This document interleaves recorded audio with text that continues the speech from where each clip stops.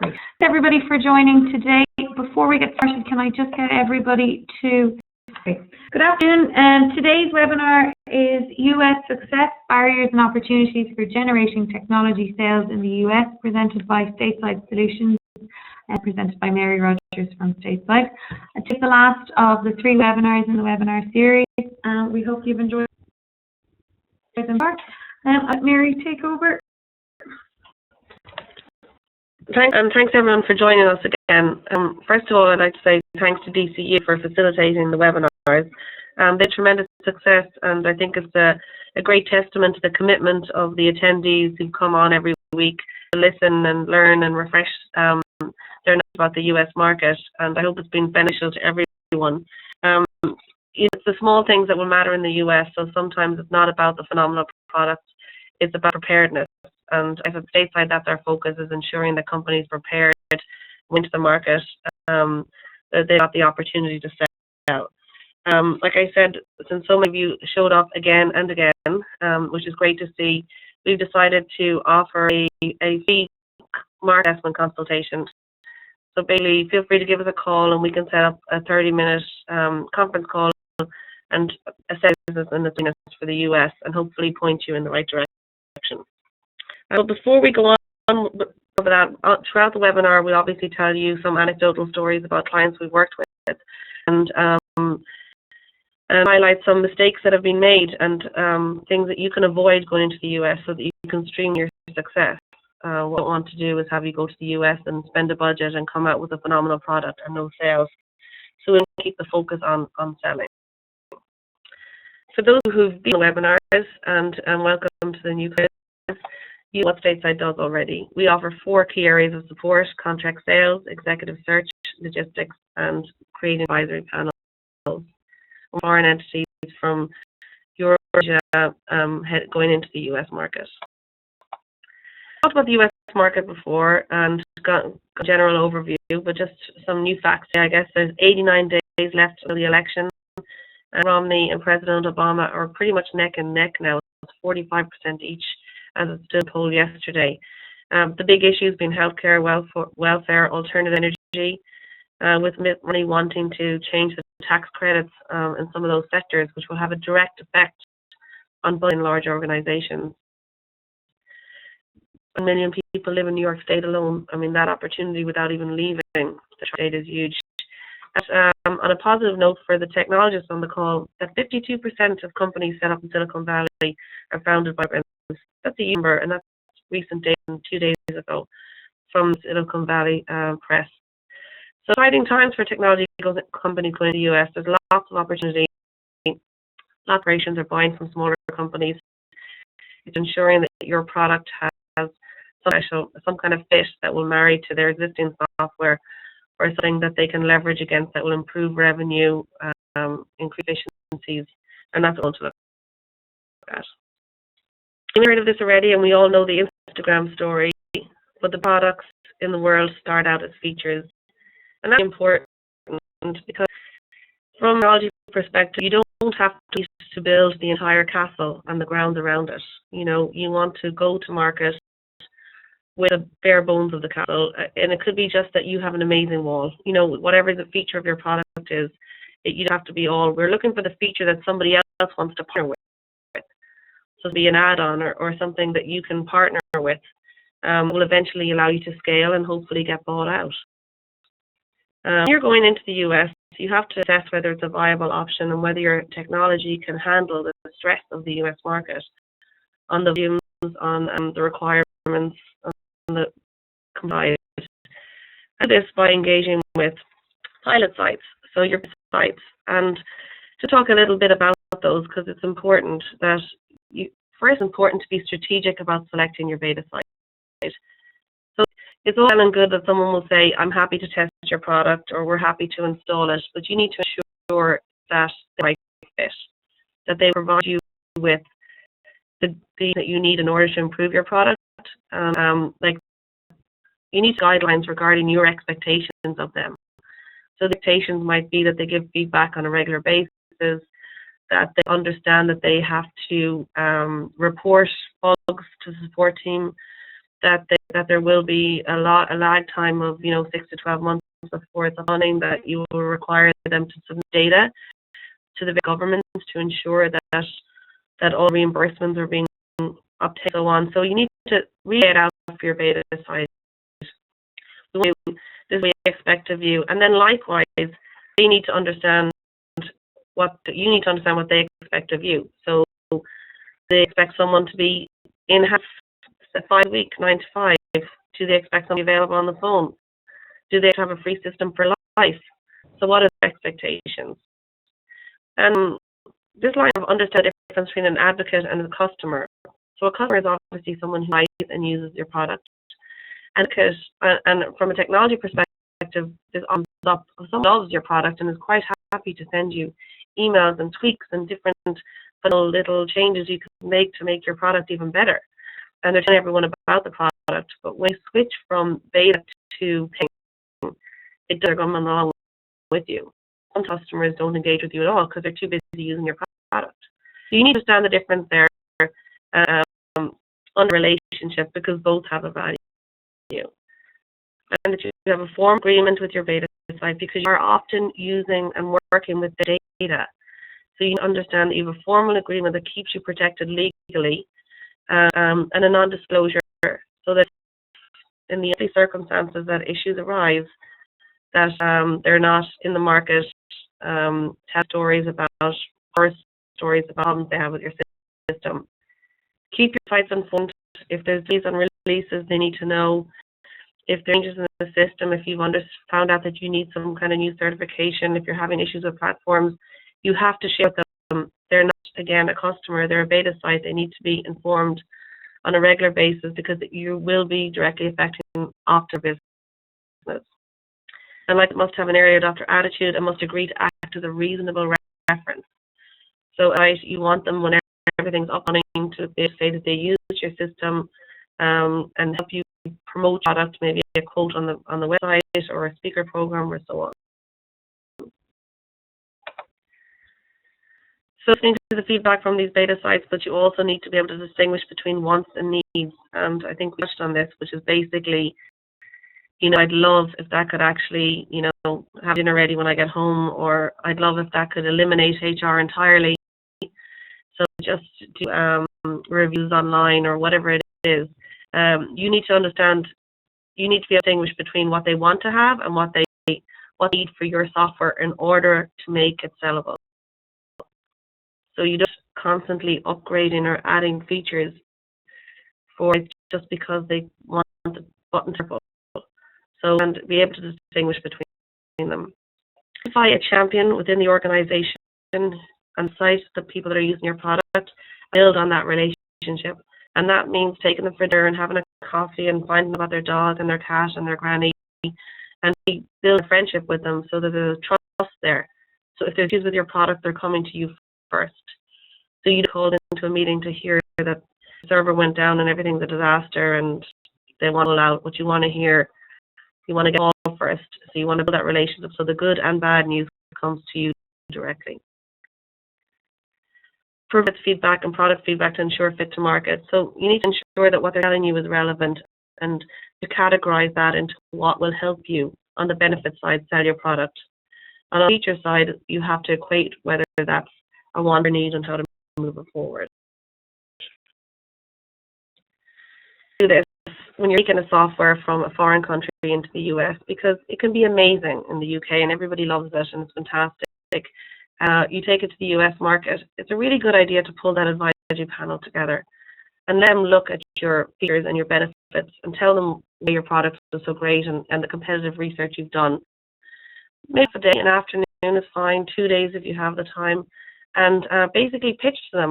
And if they're users of the software, whether that's a financial organization or a pharmaceutical company or whatever it is, they tell you what the benefits are of your product to their organization. They'll highlight those key benefits, which will be the same features for you.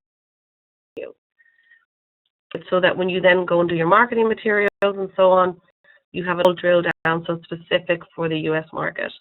And like I said, the key thing really is to understand the difference between a benefit of the product for the customer versus a feature of the product. And From working with clients, I can tell you that from the advisory panels, what we've learned is what we thought was so important, and because it was key, a foreign market was not relevant at all in the US. They're like, that's great, we don't care. We only care about X.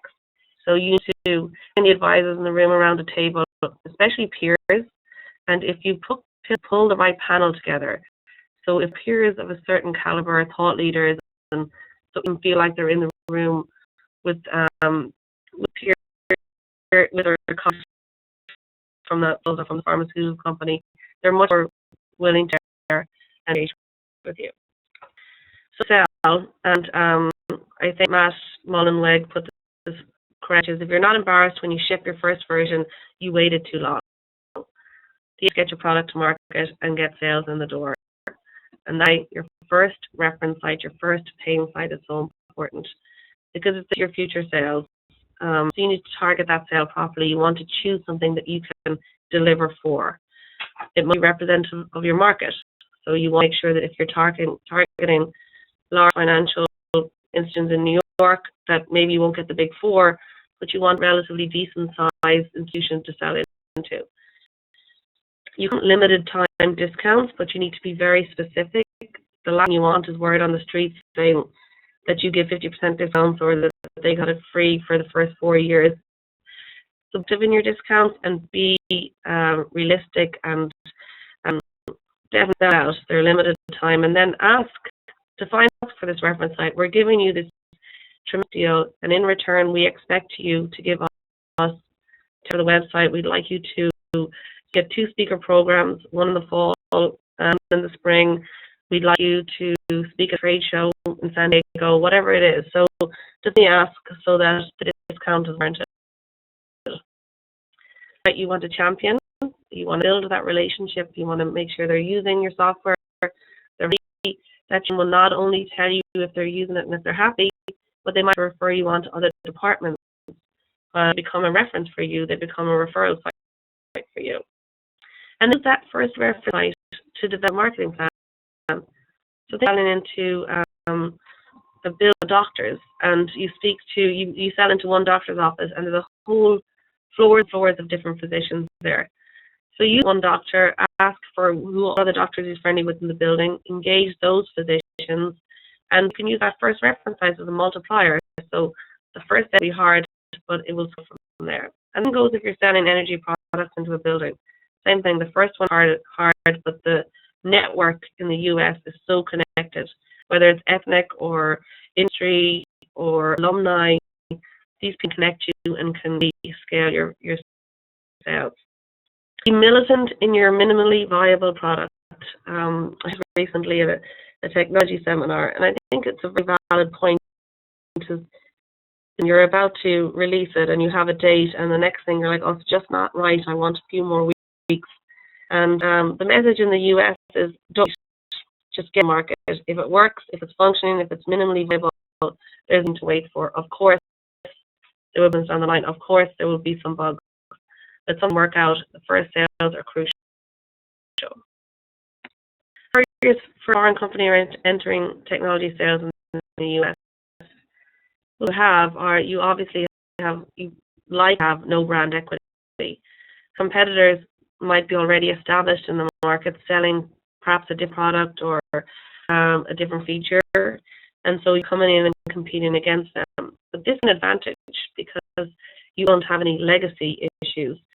So you have clunky systems that have been in existence since the 70s, and larger competitors are trying to tweak their systems to accommodate new regulation. Coming to the market fresh, you use that to your advantage. Compliance-related issues, you need to ensure that your software has all of the required compliance required, like in the compliance-related issues, that you have all those in place and that you have all the necessary certifications. Then into certain industries like pharma or healthcare that looked into meaningful use, so you've got CCHIT certified, whatever the necessary certifications are, you need to ensure your software has them before you approach customers. And that's going back to your market research, and you learn a lot of that by walking the trade show floor and seeing the signs, talking to editors and finding out what they have and figuring out how to get those. You come new to the market to identify partners for implementation and delivery. So there'd be hardware suppliers installing computers in offices. It could be and third-party vendors that you'll need to use. And entering the market for the first time is challenging because again, they can already have established relationships. You want to figure that out quickly so that you don't waste time having dinners and meetings with vendors for 6 months only to find out that they're overpriced or that they've under-delivered. So speak to people in the market, find who worked for you and who hasn't. And I know with a client who'd identified a hardware specialist, and they were very excited, and they came to us and they said, "I found one." I said, "That's great. Who is it?" And they told me, and leave it with me, and I made a few calls. And within 2 hours, I was able to come back and say, "Guys, they're out of the league. They're too expensive. They pitch low, and then when you engage with them, the fee for the support is crazy. The customers that you're targeting can't afford that." And it was a quick lesson. So good. Guys were able to walk away. We're a local hardware vendor, and everyone moved on. So try and eliminate the time wasters. Try and focus in on what's important to you. Invest in building relationships and trust. So it does take time. The networking takes time. The acknowledging people, the follow-up, the reaching out to them when you're in the US. The relationships in the US are key to sales. And I know we could flip some of the barriers there, but the news is Corsica is open for business. The US is growing. The buy from smaller entities provided you are selling a quality product at a fair price. Where are opportunities? Identify sales opportunities by staying apprised of industry and US news. And what that means, and I know software companies have done this quite successfully, is that if you're reading the blogs of the industry news, they might see an opportunity for yourself. So if you've got a security software that's been a breach, a great opportunity to get in the door and to pitch. There's been an issue of leakage or something on the compliance software is not tracking, or depends on what you're selling into, but there's so many different options. But you need to be apprised of what's happening in the industry, and you need to be watching that regularly, as not once a month, as in like every other day at least, to scan and see, understand what the opportunity is, and assign your team to do that so that you can go in and pitch and deliver. Contact with those advisors and the champions that you've identified, and they will pass on referrals. That advisory panel is like buying yourself a Rolodex of contacts, but there's no point having an advisory panel and saying, "See you later," not staying engaged with them. C3 events, like I said, make friends and share knowledge. So if they're not a good fit for you, pass them along to someone who might be a good fit. Don't keep all the information for yourself. There's enough opportunity in the US for us all. Risks, there's no stigma in the US for failure. So you go in and you went in too early and the product needs tweaking, it's okay. They accept that and they'll appreciate that you took the risk. We're resellers in a minute, so we won't harp on this, but you have to figure out how you're going to sell and if you engage with resellers, what that opportunity presents. It also allows you to sell more geographically wider as opposed to just one message. You can actually sell throughout the US by using resellers. Marketing ideas to get your product out into the market so people can see and buy it. Basics, lead generation, no leads, no sales, as the saying goes, and that's basically back to the call.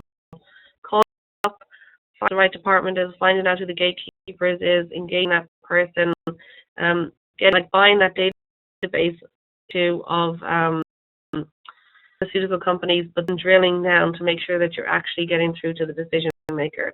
Host dinner programs.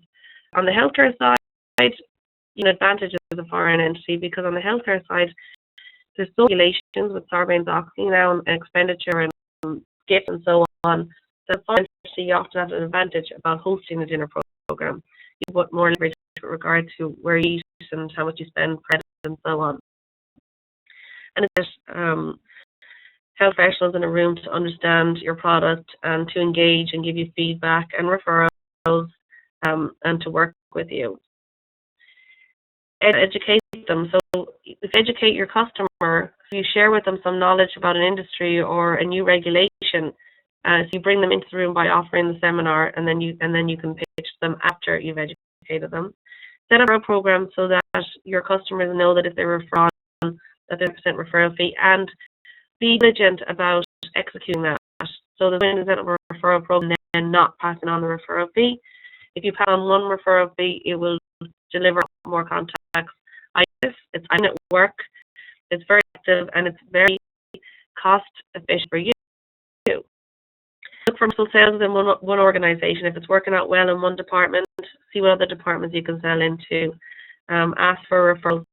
Some of these organizations have 40,000 employees. Different to use your software or a feature of your product in a different way. Right. A relevant trade show, and try and pick a small one for this. You can you can purchase a speaking slot for like 3 minutes to talk again about NLPs. Not so much of pitching your product, but pick something that's relevant to the people in the market. And surprise the people who will show up because they're there at the show to sell and to be educated. Ched, which would be New York, Boston, Chicago, whatever it is, roll it out, and resellers and distributors to the rest of the U.S. And managing your U.S. team, so it's not just sales anymore. You've got distributors, you've got agents, you've got partners, and you've got resellers. Someone who's working for you, whether a third party or a partner, need to understand what and how you sell it. And communication is key because decisions will be made at the home office, and these need to be translated out to the U.S. team to communicate it. So there's no point in changing, modifying sales process if people don't know about it. Your expectations on delivery, they align on the home team 100% to deliver the product and the tweaks and the support for the product. Making sure they're on the same page, and they understand the value of the U.S. and engage in the success in the U.S. market. You really need to pitch the U.S. to them and let them, because they're focused on Europe or Asia. So you need to kind of engage with them to tell them why the U.S. is the opportunity there, and give them the feedback, the positive feedback that they're getting from your customers. So they're working in a silo. To support the U.S. sales, this is key because you can have sales and great sales meetings, and you can come close to sale.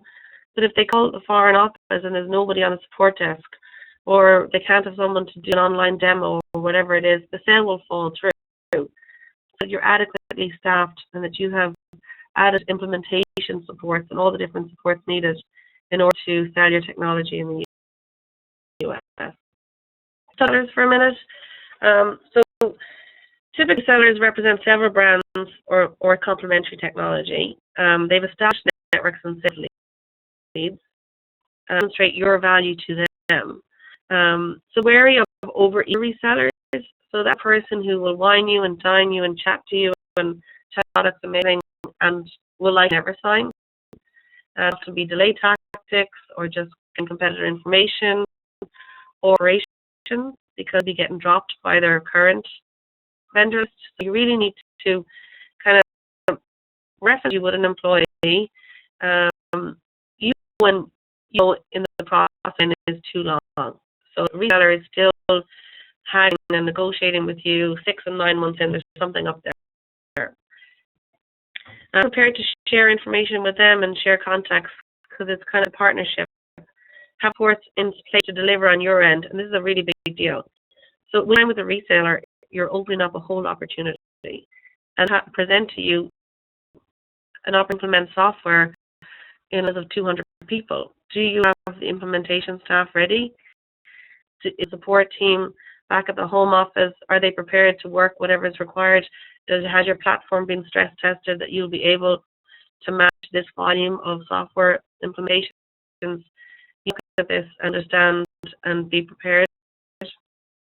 Often resellers will want to take your product and label it, and this is just a matter of being able to give that up and understanding the value, assessing the value of white labeling versus going under your own brand. Don't do legal on the cheap. reseller agreement will be crucial for you going forward. Engage with a lawyer, an industry-specific lawyer who knows your business. It's not the time to hire a cheap lawyer. You know, sometimes just don't cheap, basically. Just to the practical tips for the US, and with regard to technology specifically, understand the cost of hosting on the cloud early on. I think a lot of technology companies tend to underestimate this because there's a lot of pitching on whether servers are cheaper than cloud. Clouds are so inexpensive and so on. But as that, it can be surprising. Americans will ask, where on cloud is it hosted? The locations don't want to hear on the US. They want to hear it's in Vegas or wherever it is. They'll ask, you know, where's the backup? Very specific. They're very familiar and to what's going on the technology side. So you need to have answers, and your sales team needs to. Test your platform. Can it accommodate volume sales? Understand your value proposition. What's important in the US may not be important in your home. Add a resource to your UX expansion. We said staff support, your messaging, your implementation staff, all different resources, which are just not necessarily just people. Sure, they're in place so that you manage the sales that will come. Beyond the regulation around your technology, and make sure that you have the certifications to sell your product. You don't get caught on the hop by not having certifications or insurances that you need to sell. And you can deal with brokers on the insurance side, but especially for software, there's different liability insurance. You've got professional and product, and what you want to get insured for. Do you need to insure it in case it closes, it brings down their system, and it loses business? And we've got some brokers to help you with that, but you definitely need to talk it through and understand what's expected of you in the US, and if you need to supplement that. Certifications, and another thing on the certifications point is time and money. So the queue. So with CCHIT certification, for example, on HR software US stage, it was 6 or 8 months before you get certified. So it doesn't matter how great product was. And with certification, you're getting a sale because institutions needed it in order to get reimbursement. So you need to get into that early and assess how much that's going to cost you, because there's an extra cost to speed it up, or just take the 12 to 18 months to get certified. Understand the time and cost involved. Understand your local, state, and federal taxes, doing business in the different states and how that affects sales, your software sales. Set up appropriate account management system early.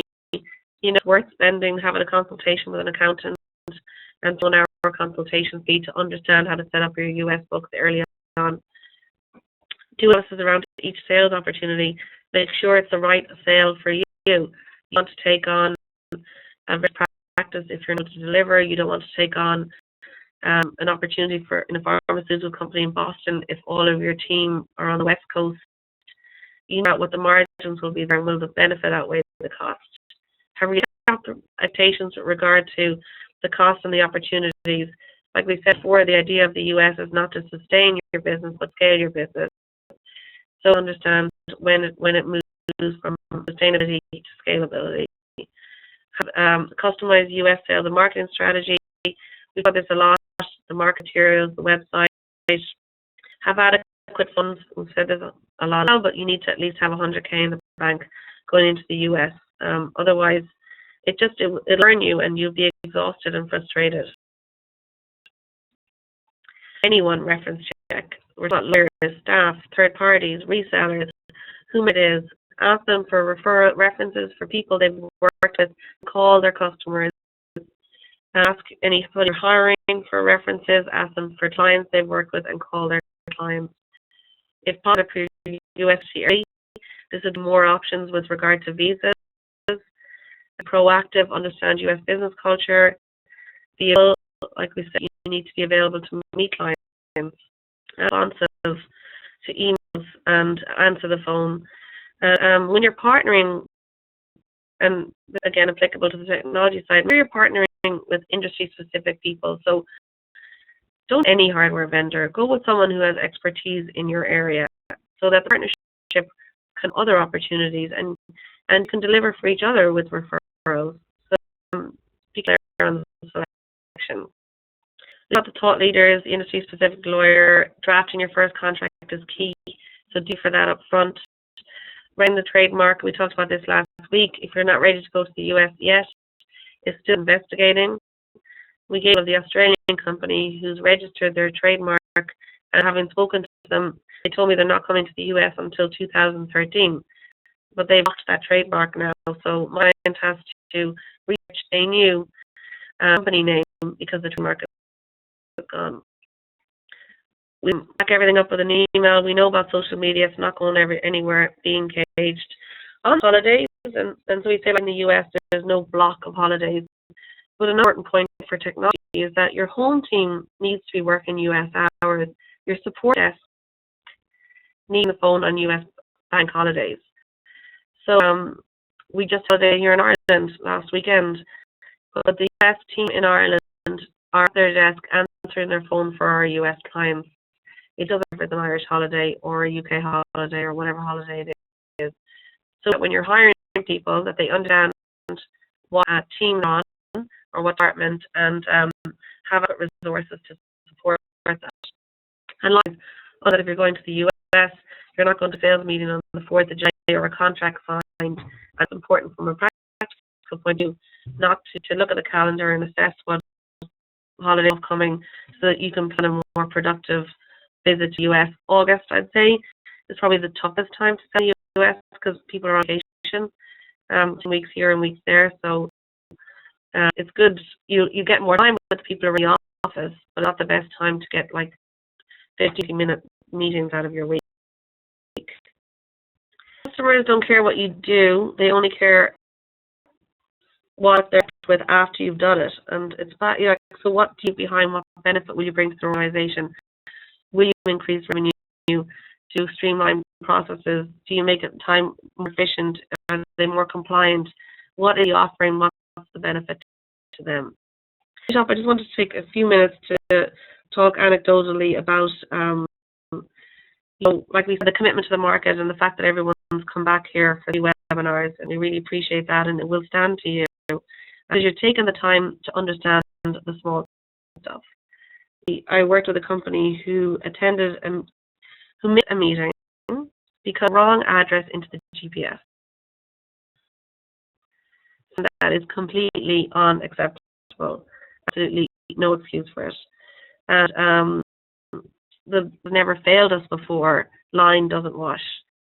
So only have they missed an important meeting and an opportunity to sell, an opportunity to demo, an opportunity to engage, to get references, to relationship, but so damaged a relationship with a contact. So when you're going to the US, if you have a scheduled meeting, you should be there 1 hour before you start. Sitting across the road in the coffee shop going over your notes, so be it. You announce yourself earlier, so maybe 20 minutes before, so that perhaps you give the opportunity to see earlier, which means A, you get more time, or you get the time allotted, because people get pulled on meetings, and more relaxed. So you arrive to a meeting frenzied, just to find parking, just after getting out of the subway, it's 5 minutes to the time, and you're trying to find this number of the building. Remember, well, in the US, like you need ID, you need to check in. There could be 10 Marriotts, and it might take a time for you to get up the stairs. So arrive 1 hour before. I recommend not driving in New York City. Take public transport where possible. That small stuff will count. A candidate showed up for an interview. They came in completely disheveled because he was late. Was he on time? Yes. He arrived at a minute to the interview time. I think it took him 10 minutes to unwind himself. And so when someone and you're watching them unwind, it's difficult from an interviewer's perspective to stay focused on skills and experience, because see this person completely, they're settled. So, be prepared, be on time. Not all Americans appreciate it, but Americans will insist on it. Guys, thanks so much for your time, hanging in the webinars, and we look forward to hearing from you. Mary, thanks again. That was really interesting. I think I speak for myself. the series of webinars was fantastic and very beneficial. I'm just going to open up the floor if anyone has any questions. If they want to type them into the box on the phone, read them out. If you want to send them either to myself or directly to Mary. We'll just keep an eye out.